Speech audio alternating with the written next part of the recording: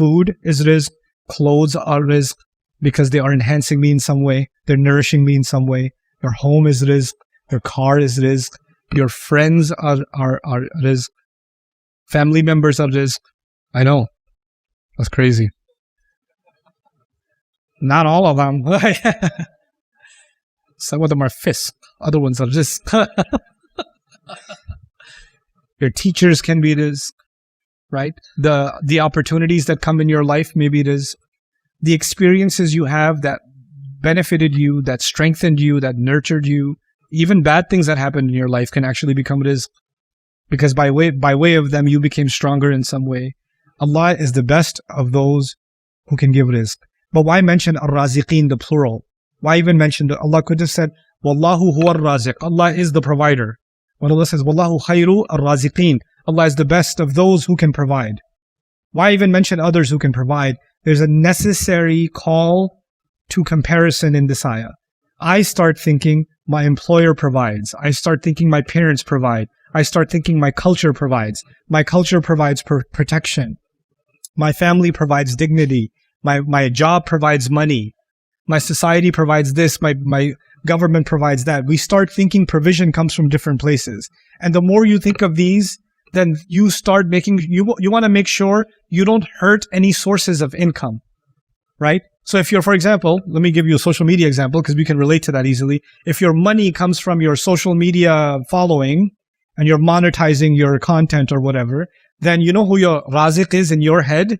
Your followers are your raziq. Okay, the ad revenue is your raziq. So now you're going to make sure you don't mess with anything that can hurt your following. Right? So you'll make sure not to offend your following in any way, because it will directly impact your rizq.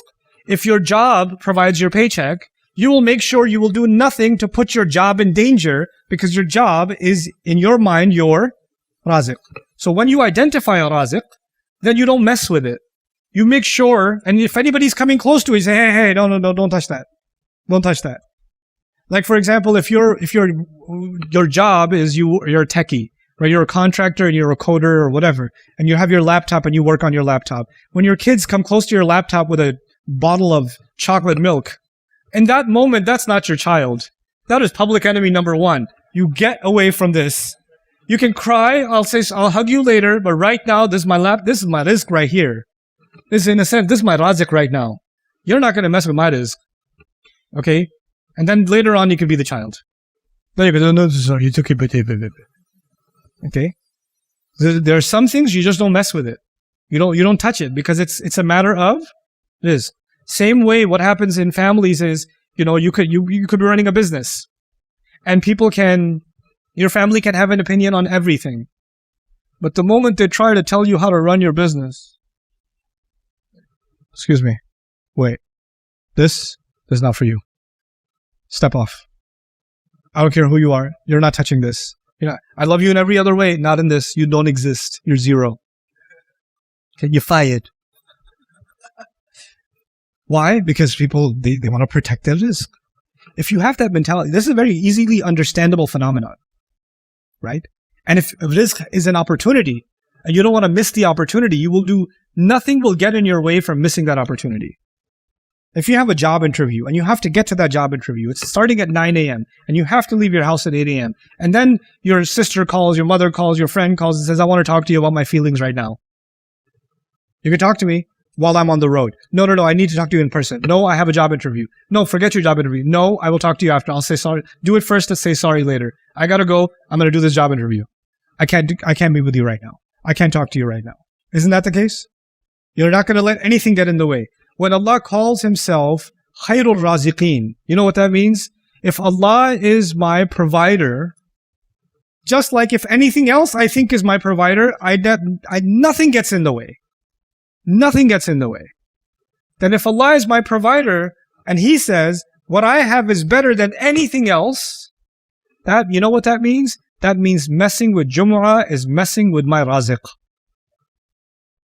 If I mess with Jumu'ah, I'm messing with my raziq.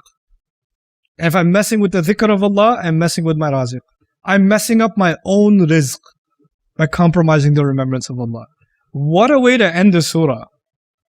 Wallahu khairul raziqeen.